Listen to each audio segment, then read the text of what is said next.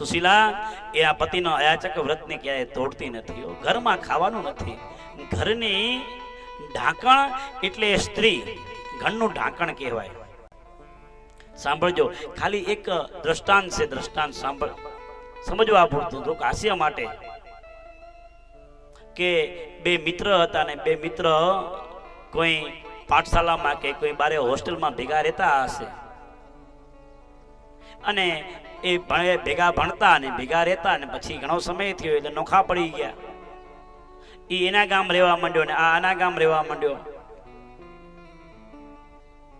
ક્યારે બન્યું એવું કે એ મિત્ર અને આ મિત્ર બંને આડેહરમાં ભેગા થઈ ગયા. ક્યાં ભેગા થઈ ગયા?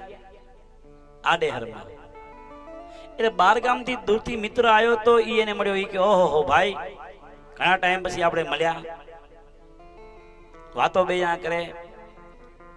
ગામ વાળો જે મિત્ર હતો એ કે કામ કર, આપણે ઘણા ટાઈમ પછી ભેગા થયા, હાલ કોઈક સારી હોટલમાં જઈને જમી લઈ, હું તને જમાડું. એ કે પણ 12 ગામથી મિત્ર આવ્યો તો એ કે ના ના, કેટલા ટાઈમ પછી ભેગા થયા અને હોટલમાં થોડું જમાય, તારું ગામ છે, તારું ઘર છે, તારા ગામમાં હું આવ્યો છું, હાલ આપણે ઘરે જઈને જમીએ. એ બાને હું તારું ઘર જોઈ લઉં, મારા ભાભીને ભેગો થઈ લઉં, છોકરાને ભેગો થઈ લઉં. પણ ગામનો જે મિત્ર હતો એને ખબર હતી ઘરે લઈ જાવ તો શું થાય. તો એટલે ના પાડે કે ના ના, એ કામ કર, ગામમાં હોટલ હારી છે, ગામમાં જમી લઈ. પણ 12 ગામથી મિત્ર આવ્યો કે ના, જમવું તારા ઘરે કે હોટલે જમવું નથી. એટલે બપોરનો સમય થઈ ગયો છે, 11:30 વાગી ગયા હશે. સાંભળજો, એ છોકરી બેટા આમાં જાઓ, બે જાઓ.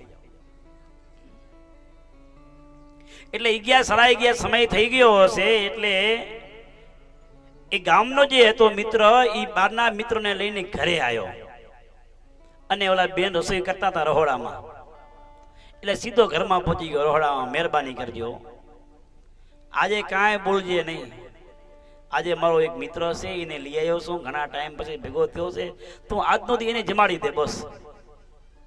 અને ત્યાં ભુવાજી બોલ્યા મહાકાલીમાં, ના ના લઈ જાઓ ને, આ તો અનક્ષેત્ર છે, હું તો ઘરની કામવાળી છું, તમારું કામ કરવા જ નહીં આવી છું, ગમે તે લઈ આવો. એ કે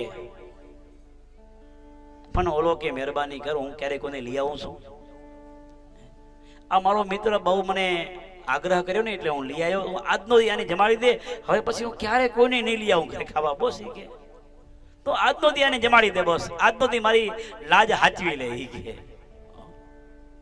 ખાલી સમજ્યા પૂરતી વાત છે.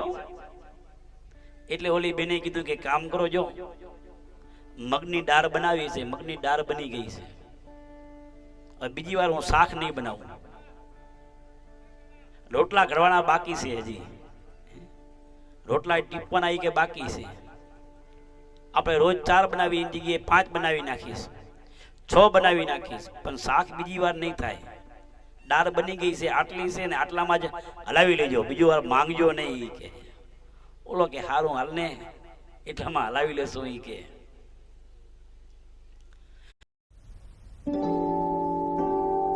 મિત્ર જમવા બેઠા અને જમતા એ દાળ થોડીક સારી થઈ હશે. એટલે 12 ગામથી મિત્ર આવ્યો તો એ મિત્ર વાટકી દીધી મોઢે, દાળ પી ગયો. એટલે ઓલા ગામવાળા મિત્રને કે મિત્ર દાળ મંગાવો, દાળ. ઈ કે ઘરમાં કે દાળ લઈ આવે. ઓલાને ખબર કે કઈ છે નહીં, કેવું શું, પાછી ના પાડી હતી કે હવે માંગજો નહીં. એટલે આ ગામવાળો જે મિત્ર હતો, ઘરવાળો, એ પ્રેમ ધીરેથી બોલે, સાંભળ્યું, દાળ લઈ આવજો. ઓલો 12 ગામથી મિત્ર આવ્યો તો એ કે એમ નહીં, થોડોક ઊંચા અવાજે કે ઊંચા અવાજે.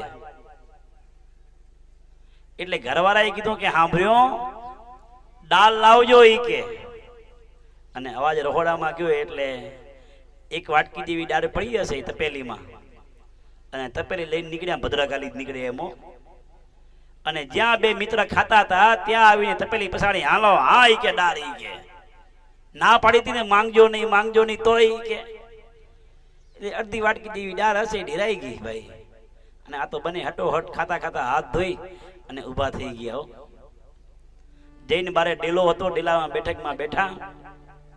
એટલે ઘરનો જે મિત્ર હતો ઘરવાળો એ કે જોયું ભાઈ દુર્દશા છે, આવી હાલત છે મારી તો એ કે. પણ બાર ગામથી મિત્ર આવ્યો તો એ કે ના ના ભાભી બહુ હારા છે હો, ભાભી બહુ હારા, એ કે બહુ બચારા હારા છે, બહુ હારા છે. બોલો કે શું હારા, કે જોતો ખરો. અરે એ કે ભાભી બહુ હારા, જોતો ખરો. એ કે એ દાળ ઢીરાણી, એ દાળ સાફ તો કોને કરી? ભાભીએ કરી. કે